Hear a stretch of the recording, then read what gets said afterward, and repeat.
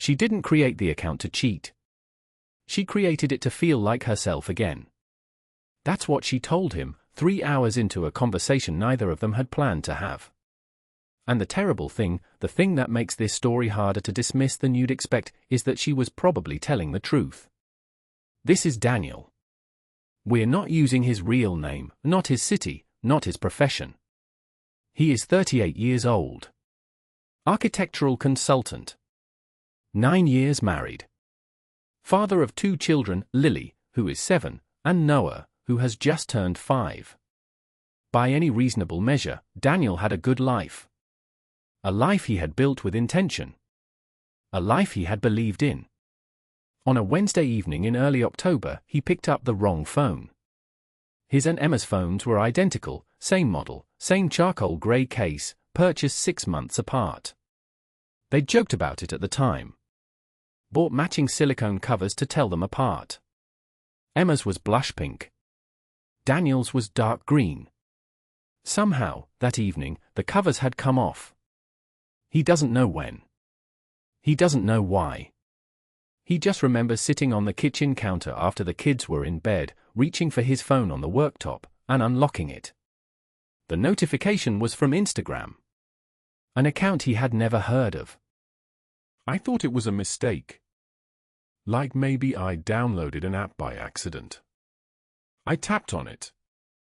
I don't know why I tapped on it. The account had 847 followers. The profile picture was a photograph of Emma, close-up, taken in good light, slightly blurred background, the kind of photo that takes effort to frame well.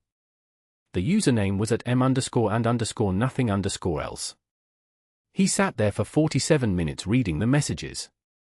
He did not hear Emma come downstairs. A research report published in 2024 by the American Psychological Association, in collaboration with the Gottman Institute, examined what they called digital displacement, the pattern by which one or both partners in a long-term relationship begins redirecting emotional energy toward online interactions rather than the person in the same house. The findings were striking. In couples married between 6 and 12 years, the period researchers refer to as the familiarity plateau, 41% of women reported feeling, quote, chronically unseen by their partners in the past 12 months. In a subset of that group, 22% had created or maintained a social media profile their partners were unaware of. Not all of those profiles were related to infidelity. Many were about something quieter, and in some ways, more difficult to address. They were about wanting to be noticed. Wanting someone to look at a photograph of you and say, "You are beautiful. You are interesting. You matter." The researchers called it validation migration. The therapists who worked with these couples called it a symptom of a marriage that had stopped paying attention to itself. Emma's marriage had stopped paying attention 3 years before she picked up her phone and created at m_and_nothing_else. Daniel and Emma met at a mutual friend's dinner party in the spring of 2015. She was 27. He was 29. She was working in brand communications at the time, writing copy, managing social media for a group of boutique hotels in the south of England. He had just started at the architectural firm that would eventually make him a partner. Their friends, looking back, described them as the obvious couple. The couple everyone expected to happen. Both of them warm, both of them quick, both of them with the particular ease that comes from people who have had a mostly kind life and haven't yet learned to be frightened of what they want. They were engaged inside 2 years. Married in September of 2016. A church in Wiltshire, 60 guests, Emma in a dress she had designed in collaboration with a friend who studied textiles at the Royal College of Art. There are photographs on the wall of their hallway, Daniel laughing at something just out of frame, Emma looking directly at the camera with the specific joy of someone who believes the future is entirely knowable. Lily came 3 years later. Noah 2 years after that. And this is where the story becomes hard to locate precisely, because the shift didn't happen at one moment. It rarely does. It happened the way most slow erosions happen. So gradually that neither of them could name the week, or even the season, when it started. Daniel's workload expanded in 2021, when the firm took on a major urban redevelopment contract in Birmingham. He was commuting 3 days a week. Home late on the remaining 2. Weekends were partly devoted to site calls, client decks, and the particular exhaustion of a man who has taken on more than he technically has capacity for, and is too proud to say so. Emma had paused her career when Noah was born. Partly by choice. Partly because the arithmetic of 2 incomes versus 2 lots of childcare fees in their area of Surrey didn't make the decision difficult. She was good at the life she was living. She organized it well. She held it together, the school runs, the activities, the dinners that were warm and ready when Daniel got home and collapsed into the chair he had come to think of as his without ever quite declaring it so. But she had begun to disappear, incrementally, inside the shape of a day that was structured entirely around other people's needs. Emma is careful when she speaks about this period of her life, not to position herself as a victim. She is precise in a way that suggests someone who has spent a long time in therapy untangling her own narrative from the version that feels most comfortable. It wasn't that Daniel was unkind. He wasn't. He never raised his voice. He never said anything cruel. He brought me a coffee most mornings before he left. He remembered my mother's birthday before I did. She pauses. But he stopped looking at me. Not in a dramatic way. Just the kind of looking that means you're actually seeing someone. That stopped. And I think I knew that it had stopped, and I didn't say anything, because I didn't know how to say it without sounding like I was asking for something embarrassing. The last time Daniel had told Emma she was beautiful was, he thinks, sometime in the spring of the previous year. He's not certain. It's the kind of detail that becomes significant only in retrospect. Emma remembers when she first became aware of it. She had dressed up for a dinner out, a rare occasion, friends from Daniel's work, a restaurant in Guildford that required reservations. She had taken longer than usual getting ready. A dress she'd bought 2 months earlier and never worn. Earrings her mother had given her. Mascara and a trace of eyeliner that she hadn't bothered with on an evening in so long that the tube had dried out once already. She walked into the kitchen and Daniel was on his phone. He glanced up. Smiled briefly. Said, "You look nice." And went back to his phone. I know that sounds small. I know, objectively, how small it sounds. But something happened in me at that moment. Something very quiet. Like a door that had been left ajar slowly swinging shut. She doesn't say she stopped loving him then. She's careful about that. She says she stopped expecting anything. Which, in its own way, is more damaging. That autumn, she downloaded Instagram again. She'd had it before, a personal account, dormant since Noah was born. But this time she didn't open the old one. She opened a new browser tab and created something new. She chose the username at m_and_nothing_else at 11:43 on a Tuesday night, sitting in the bathroom while Daniel slept. She started with photographs she had taken herself. The garden at different times of day.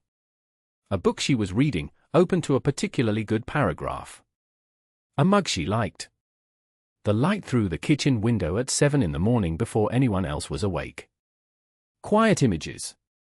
Careful images. The kind of photography that reveals a sensibility rather than an event. Within the first 2 weeks, at m_and_nothing_else had 43 followers. They were strangers, people who followed aesthetic accounts, people drawn to the mood. They left comments. "This is beautiful. The light in this one. You have such an eye." I know this sounds pathetic. Reading this back now, I can see how it sounds.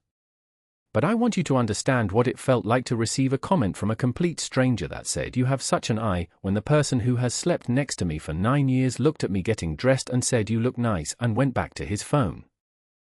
She began posting more. Slowly, the account shifted. She started appearing in the photographs herself, not directly at first. Her hand around a coffee cup. Her feet in the leaves in the park. The back of her head against a window.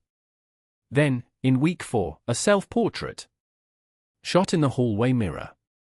Dark pullover, Hair slightly loose. Expression unguarded, and this is the word that appears in the comments, haunting. The post received 212 likes overnight. And then it received a message. The sender's account was called at Marcus_VK. A man, his profile indicated, based in Reading, which was 40 minutes from where Emma lived. Freelance photographer. Mid-30s. Softly handsome in the way of someone who doesn't appear to know it. His message read, "I found your account through a mutual. I've been following for 2 weeks without saying anything because I didn't want to seem strange. But I looked at your hallway mirror photo 3 times today and I think you're genuinely extraordinary. No expectation. Just wanted you to know." Emma read the message 4 times. Nobody had said anything like that to me in years. She didn't reply immediately. She left it for 3 days. Then she sent back 2 words. "Thank you, Marcus." He replied within the hour. And from there, it moved the way these things move, which is to say, faster than anyone intends and slower than they'll later admit. They talked about photography. About what it means to document a life quietly. About the difference between being seen and being looked at. Marcus was articulate and careful and self-aware in a way that Emma found both attractive and slightly disconcerting. At no point did she tell him she was married. At no point did he ask. After 3 weeks of daily messages, Marcus suggested they meet for coffee. He knew a place in Richmond. Good light, quiet, the kind of cafe that doesn't rush you. I told myself it wasn't a date. I told myself we were 2 people who had connected over a shared interest and there was nothing wrong with meeting for coffee. I've thought about that reasoning a lot since then. It doesn't hold up. She said she would let him know. She did not tell Daniel any part of this. The meeting was scheduled for a Thursday afternoon. 2 weeks away. She had told herself she would decide, closer to the time, whether she would actually go. She had also, she admits now, already decided. The Tuesday before the planned meeting, Daniel came home earlier than usual. A client had cancelled. The children were already asleep. Emma was upstairs in the bath. The 2 phones sat on the kitchen counter side by side, both face down, both identical, both without their cases because Lily had, at some point that week, taken both cases off and placed them on her Barbie dream house as windows. Daniel poured himself a glass of water. Reached for his phone. Unlocked it. Saw the notification from an app he didn't recognize. Instagram, Marcus_VK liked your photo. He stared at it for 4 seconds. He tapped it. The profile that opened was at M_and_nothing_else. The account he had never heard of. The account with 847 followers and 6 weeks of posts and a hallway mirror photograph that had 212 likes and a comment at the top that read, "I found your account through a mutual. I've been following for 2 weeks without saying anything." He read every post. He read every caption. He read every comment in the reply threads. Then he opened the messages. I kept waiting for something that would make it less real. I kept scrolling and expecting to find the message where she tells him she's married, tells him this has to stop. I scrolled to the beginning. I scrolled back to the end. It wasn't there.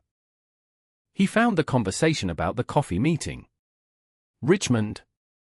Thursday. 2 weeks away. He put the phone down on the counter. He picked it up again. He put it back down. He sat on the kitchen floor with his back against the cabinet. He stayed there for a long time. Long enough for the automatic light above him to click off, leaving him in the dark of his own kitchen. He did not hear Emma come downstairs until she was already in the doorway. The light was off and at first I thought no one was there. Then I turned on the under-cabinet lamp and he was just sitting on the floor. He didn't say anything. He was holding his phone. And I looked at his face and I felt it before I understood it. The way you feel a temperature change in a room before you can name why. Daniel stood up slowly. He placed the phone on the counter face up. Emma's Instagram profile was still open. I didn't say anything at all. I just looked at the screen and understood everything in about 4 seconds. Daniel didn't raise his voice. This detail matters. He didn't shout. He didn't swear. He asked one question. Who is Marcus? A photographer. Someone I've been talking to on Instagram. For how long? About 5 weeks. He asked her if she had met him in person. No. We were going to meet for coffee. Next Thursday. I hadn't decided if I would go. You'd scheduled it? Yes. There was a silence. A long one. The kind that has weight. Did he know about me? About us? No. I didn't tell him. Why not? She is quiet for a moment when she recalls this part. Not because she doesn't know the answer. Because the answer is true and she doesn't like it. Because then it would have been something else. And I didn't want it to be something else. I wanted it to just be someone paying attention to me. Daniel turned away. Stood at the kitchen window. Looking at the garden he hadn't managed to maintain for 2 years now and kept meaning to sort. Was it an affair? No. Were you going to make it one? I don't know. He doesn't tell her she's lying. He doesn't call her a name. He stands there for a while longer and then he says something she doesn't expect. I didn't know you were unhappy. I didn't know how to tell you. You should have told me. I know. They stand in the kitchen for almost an hour. The conversation is not loud. It is not a fight, technically. It is something closer to an autopsy, two people who still understand each other's language, carefully examining the thing they allowed to stop working. Emma tells him about the dinner. The dress. That you look nice and the phone. She doesn't say it accusatorially. She says it carefully, the way someone explains a bruise they've been carrying for a while. Daniel listens. He doesn't defend himself. He says, more than once, I didn't see that happening. And then he says something quieter, that doesn't mean it didn't. Emma sent Marcus a message at midnight. It was short. I can't meet you Thursday. I should have told you from the start that I'm married. I'm sorry. I'm going to delete the account now. I hope you're well. He replied in the morning. I'm sorry too. Take care of yourself. She deleted at m_and_nothing_else at 6:47 a.m. on a Wednesday. 847 followers, 23 posts, one archived hallway mirror photograph that had made her feel, for a moment, like someone worth looking at. Daniel had told her the night before that he was not going to make a decision about anything tonight. He said, I need a few days to think. I'm not leaving. I'm not telling you to leave. I just need a few days. She said she understood. She meant it. For 3 nights, Daniel slept in the spare room. He went through the motions with the children, school run, breakfast, bath time, with the practiced competence of a father who has internalized the routine. He was not cold to Emma. He was not warm. He was precise and careful and absent in the way of someone who has sealed something off from the outside, temporarily, to stop it from flooding everything else. On the 4th night, he came back to the bedroom. He didn't say anything significant. He just got into his side of the bed, turned off the lamp, and lay in the dark for a long time without sleeping. And Emma, who also wasn't sleeping, reached across and put her hand on his arm. He didn't pull away. They agreed, that same week, to see a couples therapist. A woman named Dr. Patricia Holt, who had an office in Epsom and a waiting list of 8 weeks that they were able to jump by agreeing to attend an evening slot. They are still attending. They haven't resolved it, exactly. That's not how therapy works, and Daniel and Emma are both people who have read enough to understand that. What they've done is begin to look at the architecture of the 9 years, where the attention went, why it drifted, what both of them did and did not say in the 3 years before the account was created. Marcus, for his part, moved to Bristol the following month. Emma knows this only because she looked him up once, on her real account, and then closed the app and didn't look again. There's a question that comes up, almost without fail, when stories like this one are shared. It usually goes like this: why didn't she just talk to her husband? It's a reasonable question. It's also, if you've spent any time in a long marriage, a slightly naive one. What Emma describes, the felt experience of becoming invisible in a relationship with someone you once felt wholly seen by, is not something that comes with a clear notification. There is no moment where a switch is flipped and you say to your partner, "I am going to begin telling you I feel invisible, starting now." It accumulates in small, unremarkable moments. A dinner party getting ready. A compliment that doesn't come. A version of yourself, held in memory, that nobody in your daily life seems to remember anymore. And the profile, at m_and_nothing_else, was not really about Marcus. He was a stranger who happened to be present at a specific moment of hunger. He could have been anyone. The account was about a woman who had spent 3 years becoming increasingly fluent in invisibility, who one night, sitting in a bathroom at 11:43, created a small corner of the world where that was no longer true. That doesn't make what she did right. Daniel was hurt. Genuinely hurt, not because she had fallen in love with someone else, but because she had built an entire interior life, an entire public self, without him knowing it existed. That is its own kind of distance. Its own kind of secret. But it is worth sitting with, before we decide how this story ends, before we decide who to blame, the question of what happens in a long relationship when both people stop paying attention to what the other person actually needs. Not the logistics. Not the school run and the mortgage and the question of whose turn it is to take the car to the garage. But the other thing.